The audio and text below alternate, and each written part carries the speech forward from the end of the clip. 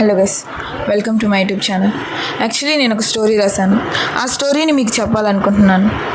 ఇది క్రైమా, థ్రిల్లరా, హారరా మీరే చెప్పాలి, ఎందుకంటే మీరే వినబోతున్నారు కాబట్టి. Welcome to the first episode. Actually నేను ఇది నా బుక్లో రాసుకున్నాను. మనకి ఎటువంటి తడబాటు లేకుండా చెప్పాలి కాబట్టి నేను బుక్లో చదివి మీకు వినిపించబోతున్నాను. So welcome to the first episode.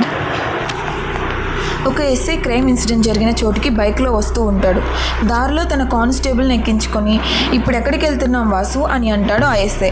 Sir, రాత్రంతా నైట్ డ్యూటీ చేసుకుని కొంచెం ఎర్లీ మార్నింగే ఇంటికి పోదామని రెడీ అవుతున్నా. ఒక ఫోన్ కాల్ వచ్చింది. ఈ టైంలో ఎవరై ఉంటారబ్బా అనుకుంటూ కాల్ లిఫ్ట్ చేశాను. ఇటువంటి కేసు నా కెరీర్లో ఎప్పుడూ చూడలేదు సార్. క్రైమ్ స్పాట్కి వెళ్తాంగా, మీరే చూడండి ఆ దారుణాన్ని అని అంటాడు. ఏంటి వాసు మరీ ఇంత హైప్ ఇస్తున్నావు? నేను ఎన్ని కేసులు చూడలేదు. పోలీస్ అయింది భయపడితే ఎలా అయ్యా అని అనుకుంటూ ఇన్సిడెంట్ జరిగిన చోటికి వస్తాడు. తీరా అక్కడికి వచ్చి చూస్తే ఒక నది ఉంటుంది, దానిపై ఒక బ్రిడ్జ్, అందులో రైల్వే ట్రాక్.